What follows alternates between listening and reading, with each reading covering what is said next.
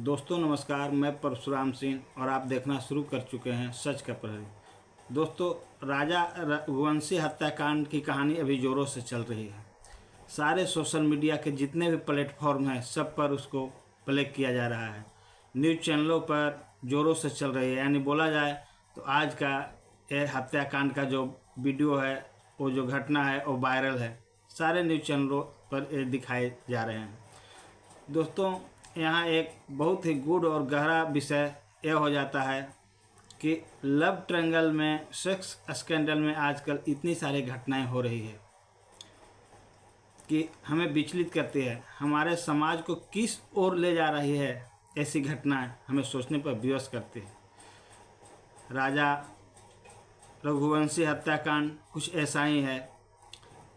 11 मई के राजा की शादी होती है। इंदौर के रहने वाले सोनम रघुवंशी से उसकी शादी होती है। सोनम और राजा की जो शादी होती है पूरे घर और उन दोनों के राजामंदी से होती है।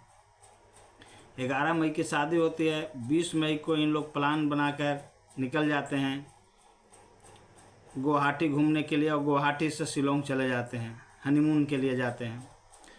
23 मई के दोपहर के बाद इन लोग का फ़ोन स्विच ऑफ होता है और फिर ये लापता हो जाते हैं, कहीं आता पता नहीं होता है। 2 जून की इनकी लाश वहाँ पर जो ब्रिज है उसके पास 150 फीट नीचे गहराई में मिलता है। उसके बाद वहाँ पर कुछ कपड़े मिलते हैं। वो जिस हथियार से उसकी हत्या की गई थी वो हथियार मिलता है और उसके अगल बगल स्कूटी वगैरह, उसके बैग वगैरह बरामद होते हैं। लेकिन जो राजा रघुवंशी था उसकी पत्नी का कोई आता पता नहीं था, उसका कुछ भी सुराग नहीं मिल रहा था। 9 तारीख की ईयरली सुबह 2 बजे यह जानकारी मिलती है कि सोनम रघुवंशी उत्तर प्रदेश के गाजीपुर जिला अंतर्गत एक ढाबे के ऊपर है। पुलिस तत्काल वहां पहुंचती है, उसको अरेस्ट करती है, उसका मेडिकल जांच करवाती है। ये सारे सब कुछ होने के बाद जब उससे पूछताछ की जाती है और इसके पहले पुलिस जो अपने खुफिया तंत्र, अपने टेक्नोलॉजी के वगैरह से, इलेक्ट्रॉनिक टेक्नोलॉजी के वगैरह बदौलत जो जानकारी हासिल करती है वो 4 लोगों के एक अज्ञात नाम उसके सामने आता है। उन लोग को पहले पुलिस धरपकड़ कर ली थी और इससे जब बताया जा रहा है कि सोनम रघुवंशी थी वो दबाव में आ गई थी और उसने गाजीपुर पर उसको छोड़ दिया गया और वो सरेंडर कर देती। इस तरह से एक ऐसी घिनौनी घटना का पर्दाफाश होता है कि हर कोई जो सुन रहा है वो एक बार सोचने के लिए विवश हो रहा है कि यदि किसी को अपने पसंद के लड़के से शादी ही करना है तो निर्दोष को बलि क्यों दिया जाए। एक निर्दोष से उसने शादी क्यों की और फिर शादी किया तो फिर एक निर्दोष पति को, एक निर्दोष व्यक्ति को हत्या क्यों की। यह मानवता को शर्मसार करने वाली घटना है। सोनम रघुवंशी जो होती है वो किसी दूसरे लड़के से प्यार करती है। दूसरा लड़का राज कुशवाहा होता है। राज कुशवाहा सोनम के पापा के प्लाईवुड की जो फैक्ट्री है उसमें एक मजदूर है, काम करता है और उसका पेमेंट मात्र 15 से 20 हज़ार के बीच है। सोनम से वो 5 साल उम्र में छोटा भी था। इधर जो सोनम का शादी होता है और सोनम का जो पति है वो एक अच्छा बिजनेसमैन है। इंदौर में उसका अपना एक ट्रांसपोर्ट का धंधा है जो जोरों से चल रहा है। इंदौर में उसका खुद का अपना मकान है। पर्सनालिटी भी अच्छी थी, पैसा वाला भी था। फिर सोनम का दिल उस फिसड्डी आदमी के ऊपर ही इतना जम कर रह गया कि उसने अपने नए दूल्हा, नए पति जो होगा, जो मतलब मात्र 10 दिन ही शादी के हुए थे, 12 दिन हुए थे, उसकी हत्या करवा देती है। आज हमारे देश में, हमारे समाज में इस तरह से नैतिक मूल्यों का ह्रास होना हम सब के लिए एक सोचनीय विषय है, एक चिंता का विषय है। यह सच है, प्यार अंधा होता है, लेकिन प्यार वो प्यार का मतलब क्या जो किसी का खून कर दे, किसी के इज्जत आबरू को तार तार कर दे, मानवता के मूल्यों को शून्य कर दे। ऐसा प्यार प्यार नहीं होता है, अपराध होता है। और सोनम रघुवंशी ने वो अपराध किया है कि उसको मौत की भी सजा दी जाए तो कम होगा। उसने हत्या की है राजा रघुवंशी का, उसने हत्या की है उसके विश्वास का, उसके समर्पण और त्याग का। दोस्तों 23 मई की दोपहर की बात है, दोनों घूमने गए थे, जैसा मैंने पहले आपको कहानी में बताया।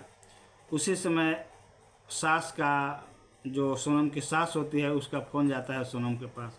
सोनम बात करती है, वो 1:01 के बीच, 1:01 के बीच की घटना है। उसके बाद उन लोग का फ़ोन स्विच ऑफ हो जाता है। लेकिन जब पुलिस ट्रैक करना शुरू करती है घटना के पीछे, हर एक सीसीटीवी को खंगालना शुरू करती है, जो वहाँ शिलोंग में उस दर्रे के पास था, वो झील के पास था, तो वहाँ से 3 लड़कों की एक और तस्वीर सामने आती है। जब पुलिस उन सब बिंदुओं की जांच करती है, उन लोग को अरेस्ट करती है और पूछताछ करती है, तो पता चलता है सोनम ने ही उन लड़कों को वहाँ लोकेशन की जानकारी दी थी और बुलाया था। और उन लड़कों ने राजा रघुवंशी को भोपाल का रहने वाला बोलकर उनसे दोस्ती किया था और उसका विश्वास जीता था।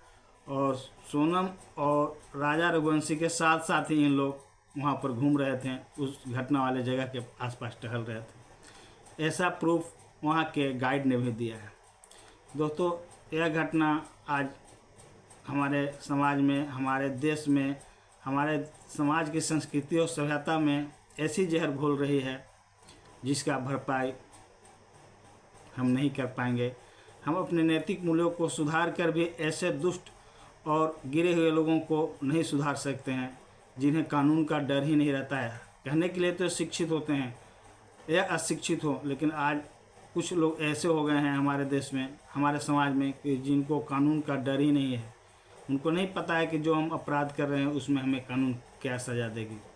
शायद सोनम को इस अपराध का सज़ा के बारे में मालूम होता, और सोनम के जो भाड़े के टट्टू थे, जो भाड़े के लोग थे जिसने हत्या की राजा रघुवंशी का, उनको शायद पता होता है कि इसका सज़ा में क्या हो सकता है, तो ऐसी घटनाएं नहीं होती।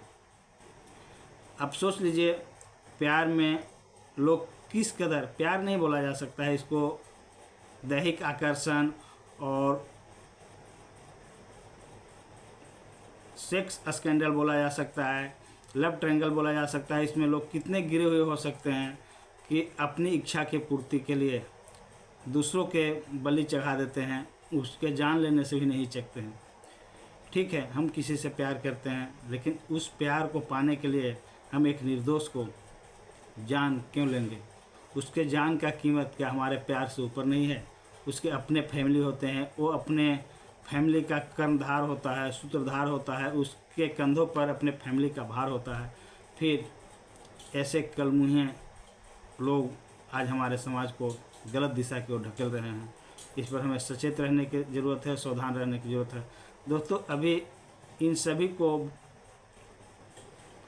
शिलोंग पुलिस अरेस्ट कर ली है और गहन पूछताछ कर रही है, इनको रिमांड पर लेकर पूछताछ कर रही है, और जल्द ही और भी सारे तथ्य सामने आएंगे जिससे पता चल जाएगा और भी सुराग निकलेंगे।